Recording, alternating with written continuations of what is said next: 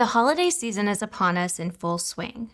We've gotten past Thanksgiving, and now we are entering one of the most difficult times of the year. I know difficult shouldn't even be a word used during the holiday season because it seems so far from anything but difficult. All I'm saying is the holidays for some people are a very difficult time. And I'm not even talking about the tempting foods. Hey everyone, it's Melanie, and I'm back with another video to share some tips and tricks I use during the holidays to stay on track despite the holiday stress. I'll be the first person to admit the holidays stress me out. I mean, you've got financial stress. You've got to buy gifts and spend money on travel and airfare, and rental cars and Airbnbs. You've got to spend money on all the food and the catering and alcohol and the venue rental for the parties. Or if you have the party at your house, you've got to stress about getting the place halfway decent so people don't think you're a complete animal. Then you've got the family stress. Being around people that make you want to rip your eyes out. Triggering people.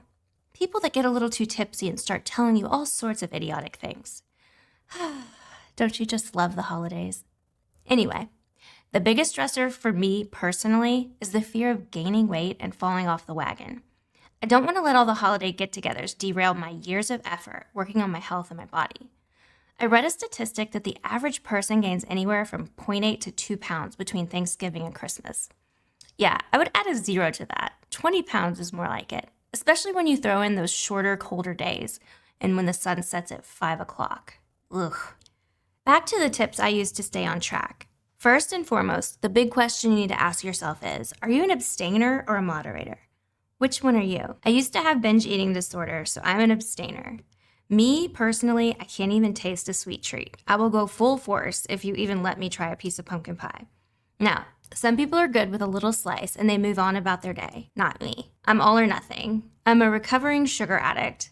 I do my best when I don't even try a lick of something. So my next tip is never go to a party hungry.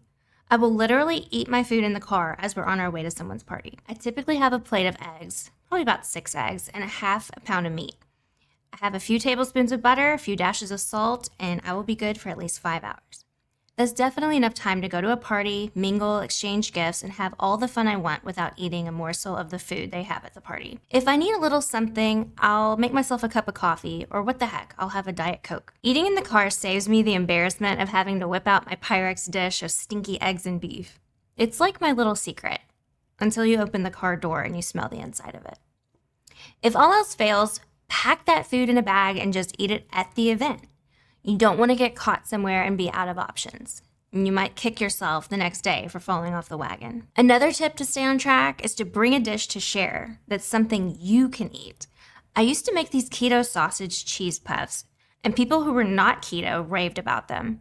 It was awesome, and then some people would even ask me about them, ask me what are the ingredients, and I would share the carb count, and they would look at me like, what is that? Hey, maybe I got them thinking about carbs though. Who knows? Another tip is to stay sober. Being sober will help you avoid making bad choices that you may regret down the road. I don't drink alcohol, and I don't have a low-carb cocktail to recommend. In fact, I don't recommend drinking alcohol, even in moderation. Lots of pain and trauma are caused by alcohol and alcohol abuse. I would say if that's the one thing you can take away from my channel, it's to work towards cutting out the alcohol. I can guarantee it will change your life. You will be doing your body the biggest favor. If you need help and support with that, you can reach out to your local Alcoholics Anonymous.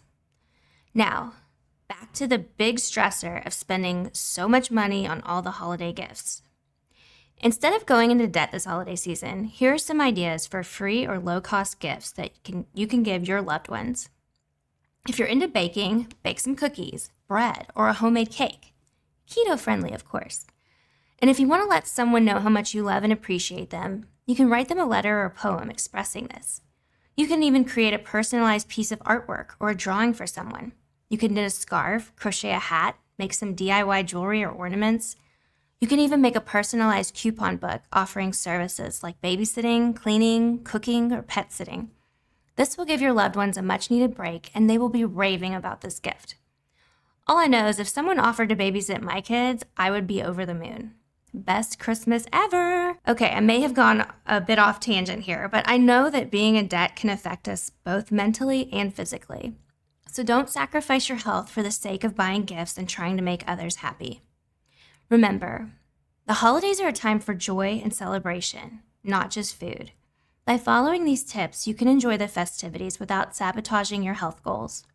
You've got this. Stay strong, stay focused, and let's make this holiday season your healthiest yet. Don't forget to like, comment, and subscribe, and I will see you in the next video.